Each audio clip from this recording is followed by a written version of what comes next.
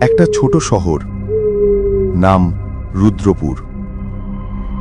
রুদ্রপুর শহরটা ছোট, অথচ এই শহরের এক কোণে আছে এক জায়গা, যেখানে আছে একটা পুরনো ডাকঘর, যেটা বন্ধ হয়ে গেছে প্রায় 20 বছর আগে।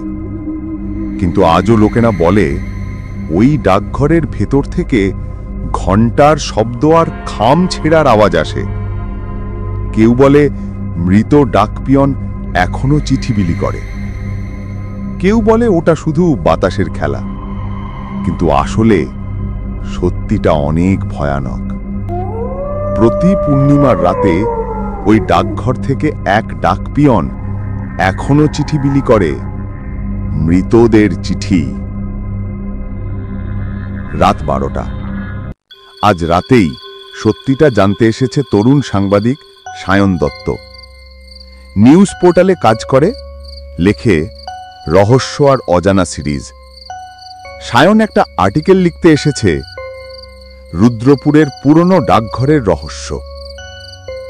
আজ তার টার্গেট রুদ্রপুর ডাকঘরের অন্ধকার ইতিহাস। ভেতরে ঢুকতেই হালকা সোদা গন্ধ আর পুরনো কাঠের কাঁপুনি শোনা যায়। দেওয়ালে ধুলো ধরা পোস্টার, ছেঁড়া খাম আর একটা রক্ত লাল স্ট্যাম্পের দাগ। সায়ন মৃদু গলায় বলল, লোকজন বলছে এই জায়গায় নাকি মৃত ডাকপিয়ন চিঠি দেয়। বাজে কথা, দেখি কি পাই। ডাকঘরের ভেতরটা একেবারে নিস্তব্ধ। ধুলোয় ঢাকা টেবিল, ছেঁড়া খাম ছড়ানো, একটা পুরনো ঘড়ি টিকটিক করছে। আর দেওয়ালে ঝুলছে একটা পুরনো ছবি, একটা ডাকপিয়ন। মুখটা যেন অদ্ভুত, কিন্তু চোখ দুটো যেন তাকিয়ে আছে ঠিক সায়নের দিকে। সায়ন বলতে লাগলো, এই ঘড়িটা এখনো চলছে? অনেকেই তো বলে বন্ধ আছে। হঠাৎ একটা শব্দ, ঠক ঠক ঠক। কেউ যেন ভেতরে কাঠের টেবিল চাপড়াচ্ছে। সায়ন চমকে উঠে বলল, কে কে ওখানে? দেখে একটা ডাকপিয়নের পোশাক পরা মানুষ, চোখ ফাঁকা আর মুখে মৃদু হাসি, ধীরে ধীরে তার দিকে আসছে। সে ধীরে বলে, চিঠি নিতে এসেছো নাকি দিতে? সায়ন কাঁপা কাঁপা গলায় বলে, আমি সাংবাদিক, আমি শুধু জানতে চাই। তার কথা শেষ না হতেই ডাকপিয়ন তাকে থামিয়ে দিয়ে বলল, আজ যাদের নাম লাল খামে লেখা হয় তাদের আর ফেরা হয় না।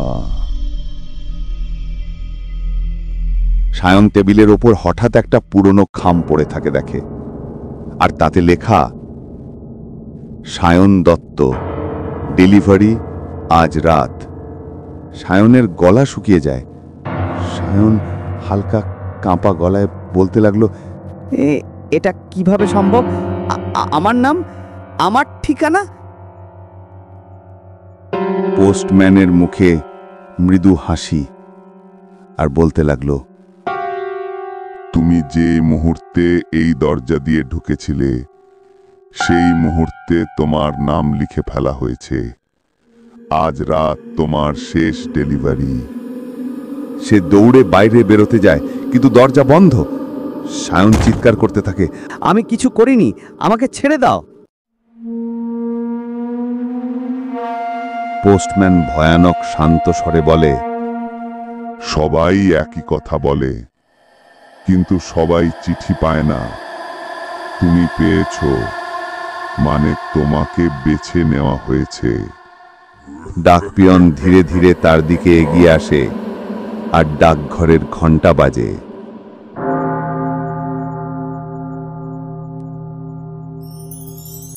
অনেক বছর আগে এখানেই কাজ করত এক ডাকপিয়ন, গণেশ মালাকার। একদিন রাতে এক পত্র পৌঁছে দিতে গিয়ে বজ্রপাতে মারা যায়। মৃত্যুর আগে বলেছিল, যতদিন আমার শেষ চিঠি না পৌঁছাবে আমি কাজ শেষ করব না। কেউ জানে না সেই চিঠি কখনো গন্তব্যে পৌঁছেছিল কিনা।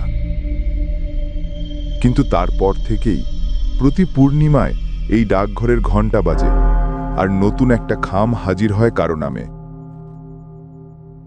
পরদিন সকালে শহরের লোকজন দেখে ডাকঘরের সামনে দরজা খোলা, ভেতরে শুধু একটা নতুন নাম ফলক, পোস্টম্যান সায়ন দত্ত।